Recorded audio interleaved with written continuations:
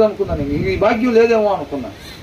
అప్పుడు ఆయన ఎన్నుకున్న వాళ్ళ ద్వారా దేవుడు నాతో మాట్లాడాడు. ఏమని, 40 ఏళ్ళకే ఏమీ లేదు, ఇక నీ జీవితంలో ఇక నాకు లేదు అనుకుంటా, నా పిల్లలకన్నా అది ఉండాలని కోరుకుంటా ఉన్నాను, బాధపడేవాడు. దేవుడు ఒకటే అన్నాడు, ఆయన ఎన్నుకున్న వాళ్ళ ద్వారా మాట్లాడి మోషేని 80 ఏళ్ళకి తీసుకున్నాడు. వాడుకునేవాడు ఆయన, నీది నాదే ఉంది. 40 ఏళ్ళు అయిపోతే నువ్వు పనికిరావు అనుకుంటున్నావా? అబ్రాహాంకి పిల్లల్ని ఏ సంవత్సరంలో ఇచ్చాడు? ఆయన వైపు చూస్తే మనకేది చేత కాదు, ఆయనకి చేతగాంది అనేది లేదు. నువ్వు సందేహించకుండా నమ్మి విశ్వసిస్తే ఆయనకి చేతగాంది లేదు. ఆయనతో నడవటం నేర్చుకో, పరిస్థితి వైపు చూడకుండా ఆయన వైపు మాత్రమే చూడటం నేర్చుకో. ఈ లోక సంబంధమైన కళ్ళు మూయబడి విశ్వాస సంబంధమైన కళ్ళు మాత్రమే తెరవబడి ఒక విశ్వాసిలాగా ఆయన మహింపరచటం నేర్చుకో అని అంటున్నాడు దేవుడు.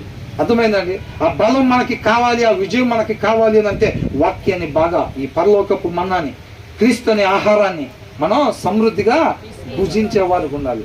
దీన్ని ఎంత భుజిస్తే అంత బలం వచ్చింది, అంత గొప్పగా విధేయతని చూపిస్తావు, అంతే. అంత గొప్పగా విధేయతను చూపిస్తావు, అంత గొప్పగా అవమానాన్ని తట్టుకోగలుగుతావు, నిందని తట్టుకోగలుగుతావు. అర్థమవుతుందండి? అణచివేతని తట్టుకోగలుగుతావు. నువ్వు దీన్ని చదవకుండా ఏమీ చేయలేవు, కేవలం ఆశపడతావు, ఆశగా ఉండిపోయింది అంతే. దీన్ని చదువుతుంటేనే ఎప్పుడైనా, ఇది కేవలం మాట పరంగా కాదండి, క్రియారూపకంగా, మాటతో నాలుగుతో ప్రేమించేవారుగా కాకుండా క్రియారూపకంగా ప్రేమించేవారుగా ఉండాలంతే. ఒక తీర్మానం తీసుకోవాలంతే. లోపల చెత్త, హృదయంలో చెత్త మొత్తం ఊడిసేయాలంతే. ఆయన కొరకు మోకాలు వేసి ప్రార్థించి అలాంటి జీవితాన్ని మనం జీవించేవారుగా, ఆయన నామాన్ని క్రీస్తు వల్లే మహింపరిచేవారుగా ఉండాలి. తర్వాత ఏమంటున్నాడు? బుద్ధి చెప్పడానికి అవకాశం ఇచ్చాడు ఆయన. తన యావదాస్తి మీద యావదాస్తి మీద అధికారిని గాను అతన్ని నియమించును. ఎక్కడికి వచ్చారు? యోసేపు ముందు అక్కడ పంపించాడు, కరువు తీసుకొచ్చాడు. తర్వాత యాకోబు వాళ్ళు మొత్తం కూడా వచ్చారు. ఇదంతా ఎవరు జరిపిస్తున్నారు? ఇదంతా ఎందుకు అవసరమై ఉంది?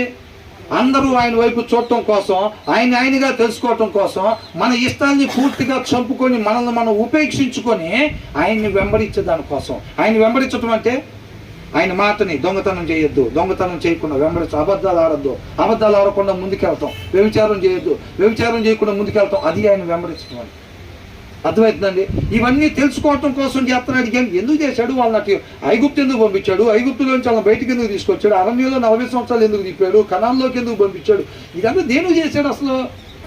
నువ్వు నేను పోగొట్టుకున్న స్థితి మరలా మనకి తిరిగి ఇవ్వటం కోసం, వెలకట్టలేని స్వాస్థ్యం, దేవునితో పాటు యుగ యుగాలు ఉండే గొప్ప భాగ్యం, అబ్రహాం ఆశీర్వాదాన్ని మనం పొందుకోవాలని చెప్పి ఆయన ఇష్టపడతా ఉన్నాడు.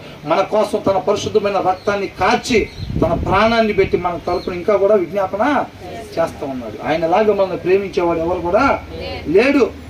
ఆయన